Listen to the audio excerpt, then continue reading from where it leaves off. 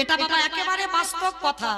যতদিন তুমি সংসারকে দিতে পারবে, এই সংসারে তোমার কদর যত্ন করবে। কি বাবা মা ভুল বললাম? শরীর চলবে যতদিন, পরিবারে সবাই তোমায় ভালোবাসবে।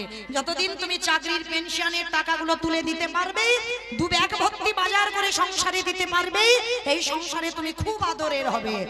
যেদিনে তোমার কাছে আর কিছু থাকবে না,